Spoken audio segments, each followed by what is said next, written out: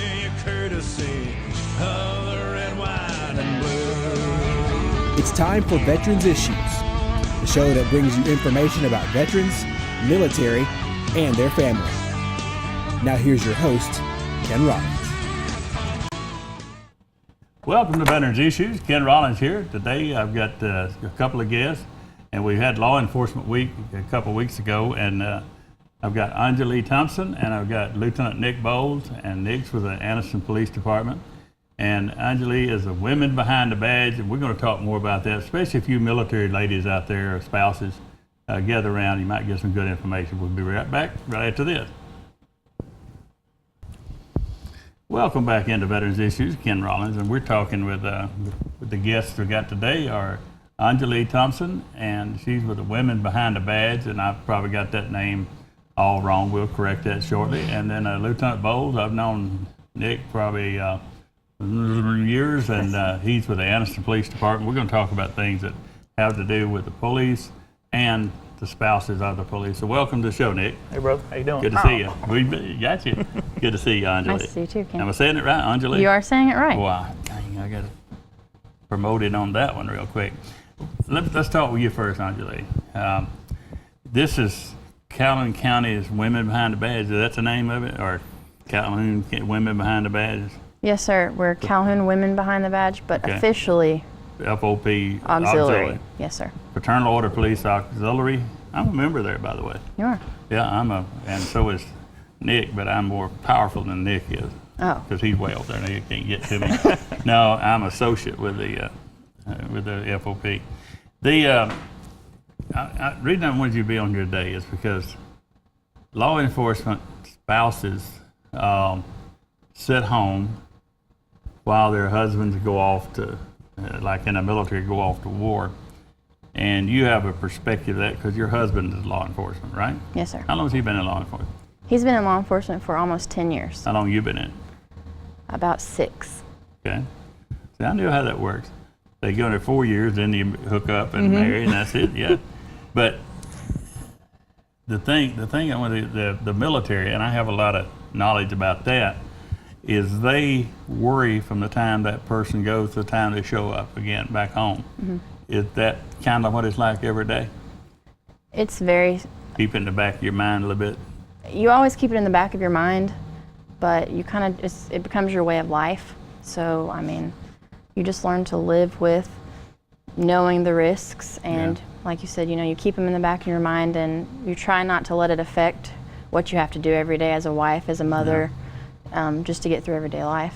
And we pick up the paper and we see that law enforcement lost their life anywhere in the United States. It's got to make you think about that. And one of them that's very close would be Justin Solahub, I'm sure. Mm-hmm. And Justin Solahub brings me to Nick. Call me whatever you want. Nick, Bubba, don't have to call you Mr. Johnson. Nick, Justin was on your SRT, and what else? Right, he was on the team with me, and he was also, I was a sergeant at the time, and he was a regular shift patrol guy. We're talking about Officer Justin Solahub, who was murdered here in Anniston 2 or 3 years ago. Was it? Right. 2 years? August 24th, 2011. Seems like yesterday. Yes. Anyhow, that hit this community real hard, and we've had several. I think you said there's 26? There's 27 total, including Justin. From Calhoun County. From 1901 until 2011. 26 funerals, 26 uncles, daddies, brothers. Another thing that we have in the military, Nick, that I saw a posting here, I won't go into it because of privacy thing, but we have a lot. We had 52 suicides the first 55 days of this year. We have 16 suicides a day in the veteran population. And I know that there's some in law enforcement, and I think y'all been touched by some recently, and we won't, like I said, we won't go in that details. And I spent the evening and part of my morning talking with a guy whose son was killed yesterday by the mother of his mother-in-law, or mother of his girlfriend. And it was kind of talked talking this guy down from suicide. And as we tape it here today, I'll go back and find out how he's doing after this, and hopefully he'll answer the phone. And you have that a lot not a lot, but you have some of that in law enforcement, correct? Sure. In 2012, there were 125 law enforcement suicides Nationwide. and in comparison, there were 126 line of duty deaths that year. So we almost lost just as many by their own hand that we did to gunfire or automobile accidents or anything. And akin to the military, police officers see a lot of tragic events every day. You know, my friend Susan Simmons, she runs a critical incident management school, and she describes it as a trash can. You know, people, you know, police officers are people, you know, soldiers are people. There's only so much you can put into that trash can until it's full and it's overflowing. And it only takes one more incident for that trash to fall on the floor and, you know, a tragedy to happen. So. People don't realize that law enforcement are people too. They look at them as invincible. And I remember the night sitting at FOP, and you may have been there that night when the call came in to Blockbuster. Was you where was you at? No, sir, I was working. Okay. And I watched Chief Dryden and others bolt from that place. The horrific sight they saw when they got there, there's no way that couldn't not affect somebody to see what they're talking. You remember that, Anjuli, when that? I wasn't here yet, but Okay. I've heard a lot about it. Yeah, that to see that scene, for that not to bother you. You're not human. You're not human. Right. And so some of the things that, I bet you said, what, 126? Yes, sir. Yeah. I guarantee there's 126 different reasons that they did that. Sure. You know, and not, the Blockbuster is an extraordinary event that happened here those years ago, but we see things. We see children, you know, children dying from SIDS, children dying in pools, you know, people who, it's happenstance that they were there and, you know, that tragedy happened to them, and a police officer is expected to go there, be the rock to talk to the family and console the family, take the report, investigate the scene, be it for the crime lab guys or the investigators, and then to move on to the very next scene or the very next traffic stop, and you have to have that smile on your face or you know, put that bravado up to just handle and get through the rest of the day. And you know, it gets to some guys, you know, and that's why some guys are really quiet, and a citizen might think that they're being a jerk, you know, but they don't know they just came from, you know, a murder-suicide at a house in a very tragic scene, leaving some, you know, some children behind, and all that's still playing on your mind, because we're people too, you know, and that's every day for guys out here. Do y'all have a place where people can call, your officers can call for counseling or to someone talk them down like I do? You know, honestly, I don't know of any. That's one thing, you know, that I wanted to get across today is there are national sites. There's tearsofacop.com. There's, like I said before, tearsofacop.com. Basically, it's a coping website, and there are numbers on there for people to call. Susan Simmons, she used to be out of Birmingham. She's since moved to Arizona, but she still has critical incident teams here, you know, in the area. That anytime we have a critical incident at the police department, a shooting, an officer-involved shooting. They came in after Solar Hub, and they came in a few weeks ago. They'll come in and talk to the guys and make sure everything's okay. And as supervisors or as other officers in the department, we will, if we see something, you know, an officer changing or not reacting the way he should, we'll get them professional counseling as well. All right. Well, we were running out of time in this segment, and Anjuli, when we come back, we have not forgotten you. We got a lot of things to talk to you about, but that suicide is a very, very important subject. So we're going to go to a break, come back, we're going to talk more with the women behind the badge and Lieutenant Bowles. Stay there. Welcome back to Veterans Issues. We're talking with Anjuli Thompson. We're talking about the women behind the badge. She's with the FOP number 4 Auxiliary here in Calhoun County, and for you folks that's outside the county, pay attention to what we're talking about, because what we were talking about with Nick a few minutes ago about the suicide stuff, officers are people too, and I think they ought to be like the t-shirts we have that says all wounds are not visible. They should be one that says police are people too. And without getting into personal things, have you seen that with your husband or others where they're touched by something that happened out there on the force that to bring to the house and talk about? You see it emotionally touched them? Yes, absolutely. I mean, like Nick was talking about, oftentimes they all deal with it in a different way. They cope with it in a different way. And so when they come home, well, personally, sometimes they do want to talk, sometimes they don't want to talk. And you kind of learn to read his cues and signs and figure out, if he's willing to talk about it. Thankfully, my husband comes home and often will kind of release his day.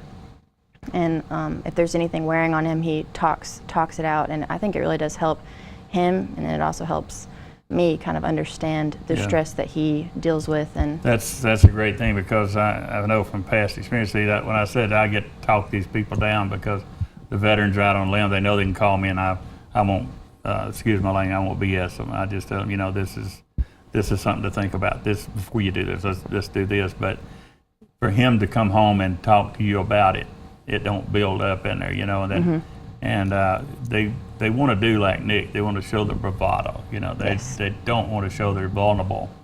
And when I think about Justin Solahub, he was in that category of the tough guy. That excuse me, I'm losing my sound there. But anyhow, that's what they want to do. They want to put on this front that I'm invincible. And the firemen, EMS, all those people go through that same thing. Would you agree? I agree. Nick? Yes, sir. Because I know, like Chief Sparks and them out here in Oxford, they've seen some horrific events, like the little train wreck out here. You had the EMS folks, they had to do their job. Then you had the law enforcement that had to do the investigative thing, and then you had the fire department thing. 3 different groups of people that were affected by that one incident. And then I known when they little kids who got killed out there on McIntosh Road that time, and they had to rotate the workers in the fire department because it just overcomes you. But you don't want to show that, because that makes you look like that you're not in control of things. So, but that's now if somebody out here is watching wants to join your organization, what's the criteria for being a member of Women Behind the Badge? 18 or older, male, female, whichever one. Direct family member of an FOP member. We also have met several, fiancés and girlfriends that are very interested in joining, so we kind of help push membership to our local FOP so that we can soon get them on board with being a part of our group. What if their girlfriend to break up? Well, then they can't stay on there because his other girlfriend might join. That is a possibility. Yes. I've got a scenario working here, Nick. Help me out. Gosh. And a very real thing. Y'all are picking on me. You didn't think about that one, did you? But that's a possibility. I'm a member of the Women Behind the Badge, but I broke up, so I can't be now. Yes. She's coming in. And we've had that. We've had several discuss that. Don't get personal with that too. Yeah. Also, as women, though, you need a place to feel included, and so that's something that we all kind of come together and. Well, that's the way with the women here, military. They have a place, Fort McClellan. The women have a get together of the people who are serving of it, but they have some of them are the men, and the wives are overseas. So they all meet together. It's not the wives of it's a spousey, so they change that to spouse as opposed to women. And a lot of times you got the man back here with a couple of kids and the wife is over in Afghanistan. So we actually, our state lodge, the auxiliary, our vice president or secretary is actually a male. His wife is in law enforcement. So we've been yet to be approached with, membership by a husband of a law enforcement officer, but we are open to whatever. All right. And is there a fee to join? There is. We have $30 for our membership, and a portion of that actually goes to pay our state and national per capita. And that's another thing. It is a national organization. Yes. Okay. We are recognized nationally. And just the fact that you got to get together and fellowship with people who understand, and that's one of the things in the military is, unless you've sat home and waited on that brown envelope or wait on that phone to ring. Now we got Skype and all that thing. They can talk to each other, but didn't have it back in my day. Yes, they had phones and stuff. And Smoke they had a signals. thing back in my day called, they had one thing called Mars, and you could wait in line. The Red Cross let you talk on it. It was like a radio system, like this guy called this guy to this guy to this guy, and it'd hook up on some kind of a band radio, and you could talk for 3 minutes to somebody back home. But I didn't know nobody cared, so I didn't. I'm just kidding. We had something we were talking about, Nick. It's important. We got 3 minutes here, and we won't talk about drugs and alcohol. That it's out here. You arrest people for no problem. Right. But do you have that in the law enforcement? Oh, sure. When it's that trash can effect again. They don't want to show it to the outside. Cops end up, and firefighters and EMTs the same way. We end up only hanging out with cops and firefighters and Yeah. EMT because those are the people that kind of understand us. So when guys start to break, for lack of a better words, they may break in different ways, whether it's acting out, some of them actually go and, do criminal behaviors, and some will start abusing drugs and alcohol. And those are the guys that you may not see it right up front. They may hide it, or you may see it and you don't want to, call your buddy out on it, so you don't say anything. Let me ask you something. You got an officer that has slid into that scenario you're talking about, and they go get help for it. What happens? Does it affect their job? Can they keep their job? I can only speak for the Anniston Police Department, Mm-hmm. but it's pretty much a model policy. If they seek the help first, it does not affect their job as long Great. as they complete the process and strike out to help themselves and get better. It's a sickness, it's an illness. I don't care what you want to call it, but as long as they get better, that's all we care about. But if they do something and something bad happens in there, if they're, DUI or they're on drugs and do something or get caught, then that does affect their job. So stepping out and getting help is the right way to do it. And that's the main thing is don't try to fix it on your own. Exactly. And go get some help and not worry about losing your job and embarrassing your department and others. And I think that would probably be a suicidal Just situation. hurting your family. Yeah. Think about that. Absolutely. Anjuli, we got a minute. I want you to tell me what I left out that you need to let people out there know. Ready, go. Join the group. Join the group. That's the best thing. I don't know. Well, I heard you speak up at the park, and you was talking about what it's like, what the benefits are, and I think we've addressed a lot of them here. Is it's somebody that understands that other person when they walk in the door. You may not know their name, but you know that. Yeah, what we found is you kind of go in and you'll make a connection with someone you never thought you would. And we've got wives from all different departments, which is the best thing. We come in and we all have one common goal, but then we also have different purposes within the group. And you can kind of find your way in the group, whether you are a big law enforcement do the advocacy part, or if you're just there for the support. So there's so many different. I bet you've heard this before. My husband does the same thing. Yes, I have. Bet you heard that, yeah. All the time. Well, I tell you what, we've run out of time. I told you it's going to go fast, but Nick, All right. I appreciate it, buddy. I really do. And Anjuli, you represent the spouses of law enforcement very well. Thank you. And glad we may come back again, would you? I would love to, I got yes. you saying, I'll tell you. Gosh. We got to go to break. Come back. I got news that you can use. Stay right there. Welcome back to Veterans Issues. This is news you can use. I want to thank Anjuli and Nick for coming in today. Good information for you out there. We had a great Memorial Day this up in Centennial Park Monday, and had a great turnout. Over 500 people got sunburned, and we had a great ceremony. I appreciate everybody that participated in that. I want to remind you that there's a need out there for some vehicle. That we have this in the Veterans Organization. We have a where you can give a vehicle to someone, you get a tax write-off. We have the same thing here. That if you have a serviceable running vehicle that you'd like to donate to a widow that needs transportation, going to the doctor, going to see your grandchildren, this would be a great opportunity to do that. And you call my number, it'd be on the set right here. You see that right there? There it is.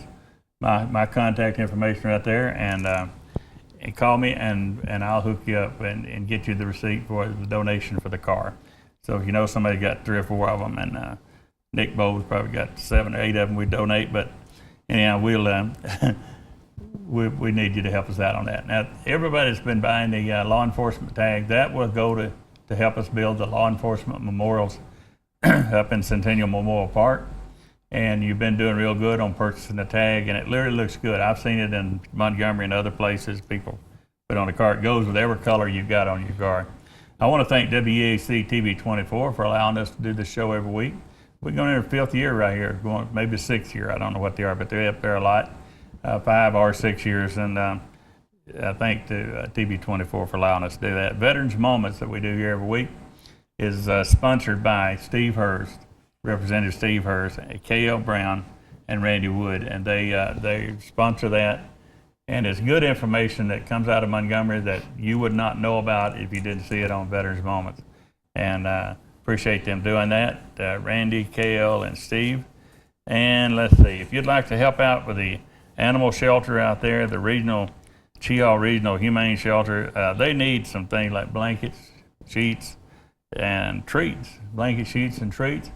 And their number is 256-241-3647, 241-3647. And let's see, I'm trying to get some of this thing here. I can't give a shout out to Caitlin and Bella because I'll tell you why here in just a minute. But the people who ask about that cane I've got with Eagle's head on it, a lot of people want it. A lot of people want one like it. They got to pay for it. But Jack York makes those here in Anniston, and his number is 256-237-4743. 237-4743.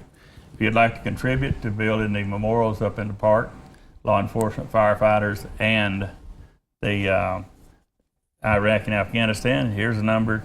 The address is Community Foundation, P.O. Box 1826, Anniston 36202. Welcome back to the show, Miss Bella. Bella Prim. Bella's here she's out of school now, right? Mm-hmm. Okay. How long are you going to be you back at work now? When you come here, you're at work. Yeah. How long are you going to be out, a month or two? I think for the whole summer. Okay. Well, Bella is a regular on the show that does the Pledge of Allegiance. And for us, a lot of time, normally we'd like to do it opening the show, but the way our show is structured, we have to do it at the end. Would you do that for us today? Yes, sir. Okay. Well, how about looking at that camera right there? And we'll do it, and I'll do it with you.